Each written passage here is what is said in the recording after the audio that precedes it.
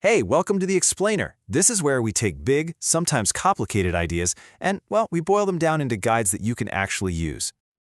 So today, we're diving into a book that honestly completely changed the game for a lot of people. Tim Ferriss's The 4-Hour Workweek. And as you can see from this quote, it's not just a book. It's a blueprint for a totally different way of thinking about life and work.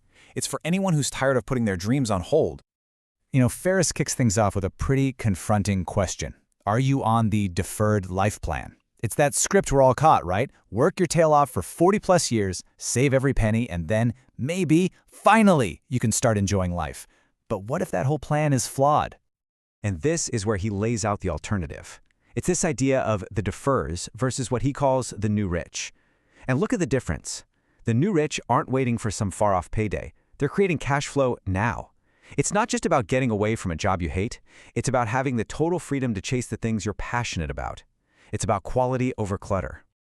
Okay, so you're probably thinking, that sounds great, but how do I actually do it? Well, that's the beauty of this. Ferriss gives us a system, a really clear 4-step framework he calls DEAL. All right, let's get into the nitty-gritty. First up, D is for definition. And this is so key. Before you do anything else, you have to completely redefine the rules of the game. This isn't about small tweaks. It's about changing your entire perspective on what's even possible. And a huge piece of that redefinition, it's about facing your fears head on. Because let's be real, what holds most of us back isn't the actual risk, right? It's this big, scary, undefined fear of what might happen. So you have to get brutally honest and really ask yourself, what is the absolute worst-case scenario? And this is how you do it. You don't just vaguely worry about it, you drag it out into the light. Ferriss calls this exercise fear setting. First, you literally write down your nightmare. Then, you brainstorm how you'd get back on your feet. And finally, and this is my favorite part, you list out all the incredible things that could happen, even if you only partially succeed. Suddenly, the fear seems so much smaller. Okay, so once you've put fear in its place, you need something to move towards. And that's where dreamlining comes in. This is the fun part. You stop saying, someday I'd like to, and start building a real actionable plan with actual timelines and, yes, actual costs. It turns your dreams from fuzzy wishes into a concrete project. All right, mindset is set, dreams are defined. What's next? E is for elimination. This is where the magic really starts to happen, because this is how you reclaim your most precious, non-renewable resource, your time. And the secret weapon for elimination?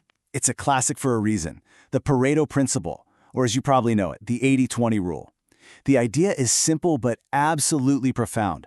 Most of what you achieve, like 80% of your results, comes from just a tiny fraction, like 20% of what you actually do. Just look at this. This visual says it all. It really shows you how crazy that imbalance is. That tiny little slice of your effort is giving you almost all of your positive results.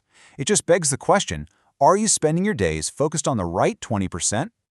So here's the homework. You've got to be ruthless. You ask yourself 2 things. First, what's the 20% of stuff causing 80% of my headaches? And second, what's the 20% that's bringing in 80% of my happiness and success? Then you just eliminate the first group and pour gasoline on the second. Simple, but not easy. Part of this elimination process is also about what you let into your brain. Ferriss calls it a low-information diet. It means being, selectively ignorant. You have to consciously tune out the endless news cycle, the social media chatter, all that noise that isn't helping you move towards your goals. Okay, so you've redefined your reality, you've eliminated the time wasters, now you've got this amazing new resource, free time. The next step, A, is for automation. This is all about building an income engine that runs without you having to be there all the time. And how do you do that? You create what he calls a muse. Think of it as a small, specialized, automated business that just generates cash. Its only job is to fund your ideal lifestyle without sucking up all your time and energy. And the way you build this muse is actually super smart and totally low risk. You don't start with a product idea. No, you start by finding a niche market, a group of people you understand. Then you figure out a product for them. And here's the best part, you test if people will actually buy it with cheap online ads before you ever create a single thing. Automation isn't just about business either. It's about your life. This means getting help, like using virtual assistants. But here's the crucial mindset shift he talks about. Don't get obsessed with the hourly rate. That's the wrong metric. The right metric is the cost to get the task done right, period. All right, this is what it's all been leading up to. The final letter, the grand finale. L for liberation. This is the whole point. This is the ultimate payoff for all that hard work. See, the goal of all this, the definition, elimination, automation, it's not just so you can work less from your couch. It's about the freedom to take what Ferriss calls mini retirements. Instead of hoarding all your fun for when you're 65, you sprinkle these incredible 1 to 6 month adventures throughout your entire life, starting now. And why does this matter so much? Because at the end of the day, it's about avoiding the one risk that you can never, ever recover from: regret. Regret for a life you were too busy or too scared to live. You can always make more money, right? But you can never get back your time. So the book and this whole explainer really just leaves you with one final, very powerful question. It's a challenge, really.